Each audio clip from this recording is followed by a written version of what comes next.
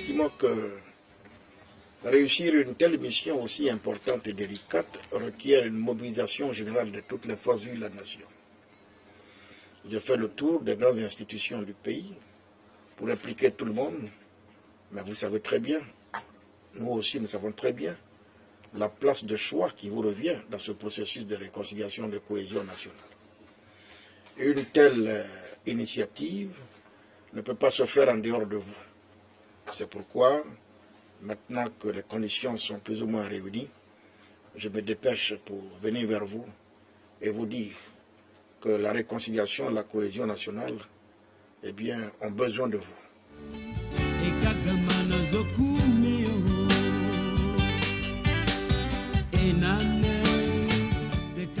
Plein succès dans vos missions et pour nous autres. Au regard de votre équipe que vous présentez par devant nous, c'est un symbole. Vous avez notre soutien total. Parce que vous savez aussi, la vie, c'est aussi les symboles. Est-ce que je reconnais la nature de ces structures? Oui, parce que vous avez pris certains des leurs pour travailler avec eux. Merci. Bonne continuation et vous pouvez compter sur nos bénédictions pour que le Seigneur vous accorde la bonne santé, la longévité, mais surtout plein de succès pour que le président qui vous a nommé ait davantage confiance en vous. Depuis 2011, Humanisme, pour sa part, au regard de la crise post-électorale, a une thématique qui est la paix, la réconciliation, la cohésion nationale. Et depuis cette date, nous développons quelques activités autour de cette thématique. Donc, il s'agira pour nous de savoir ce partenariat, comment vous le voulez. Est-il un partenariat formel? Est-il un partenariat d'appel à notre engagement? Est-il un partenariat d'action conjointe? Est-il un partenariat technique de réflexion? Mais ce sera à vous d'en définir. Et comme nous sommes tous des fils de cette nation, nous ferons en sorte de donner le meilleur de nous-mêmes. Les centrales syndicales sont toutes une fois mises de côté et ne participaient pas à tout ce qui est réconciliation. Or, ces centrales-là se soutiennent à la visée du dialogue social. Or, quand au niveau du dialogue social, étant mandat tripartite de BIT, je vais parler du patronat de l'État et des centrales syndicales, voilà les trois entités qui travaillent tout le temps ensemble. Donc, tout ce qui est réconciliation, cette centrale devait effectivement prendre part effectivement à tous ces rencontres. Et aujourd'hui, vous avez accepté de pouvoir nous inviter. C'est pourquoi je voudrais personnellement vous remercier et vous féliciter pour ce geste que vous avez fait. Et la centrale de l'Ankessi avait un projet en tête, qui est le projet de la caravane de la paix. Parce que ce projet est vraiment important. Parce que au niveau des petites couches qui sont un peu partout, c'est vrai, le dialogue politique se réalise au niveau des grosses têtes.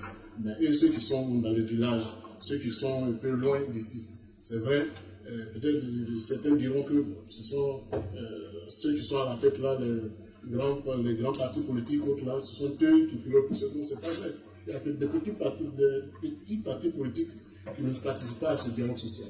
Donc en faisant cette caravane de la paix, cela pourrait être aussi intégré dans cette voie de réconciliation. Parce que pour nous, de l'Ankessi, être réconcilier ce pays, c'est un travail qui est à la fois difficile mais à la fois facile.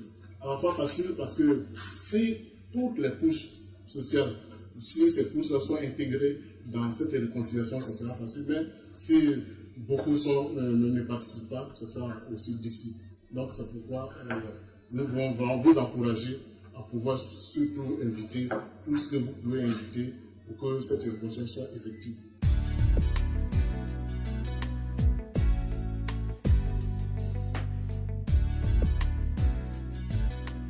Ce matin, nous les avons invités ici justement pour qu'ensemble nous regardions dans ce que nous pouvons faire pour conduire la mission ensemble. Vous savez que les grandes centrales syndicales en Côte d'Ivoire sont, de mon point de vue, des partenaires privilégiés en la matière, puisque nous travaillons sur la même matière, la cohésion sociale ou la cohésion nationale. Ils ont l'expérience en la matière, ils passent le clair de leur temps avec les syndicats et tous les travailleurs. Jusque-là, si nous avons pu vivre l'atmosphère que nous vivons aujourd'hui, c'est aussi à mettre à leur actif. Et je voudrais donc les féliciter, les saluer ici au nom de Dieu. Maintenant, il est question que nous voyons ensemble quel type de partenariat nous pouvons mettre en place pour conduire collectivement la mission, parce que, comme je l'ai dit, réconcilier les Ivoiriens, travailler à la cohésion sociale ou nationale, ce n'est pas que l'affaire du chef de l'État lui seul. Encore moins l'affaire du gouvernement ou du ministre que je suis, c'est l'affaire de tous les Ivoiriens. Et je voudrais inviter donc ces grandes centrales à prendre toute leur place dans le processus de réconciliation. Et ce matin, je me réjouis qu'ils aient répondu favorablement à notre appel.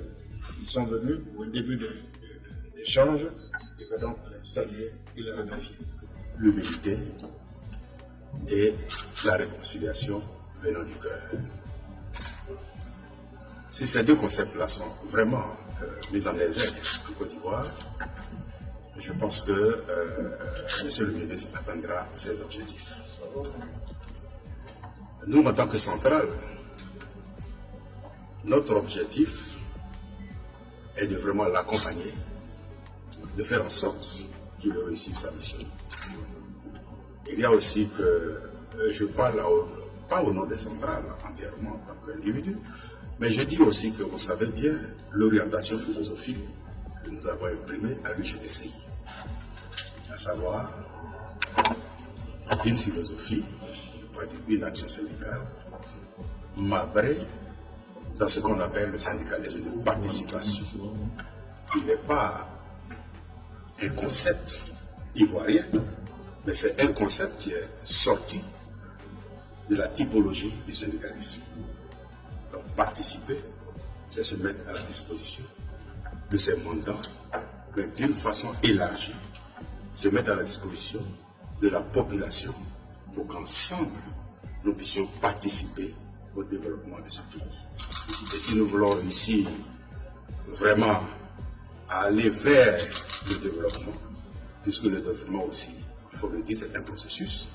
Si nous voulons vraiment atteindre les objectifs du développement, il va falloir que nous nous mettions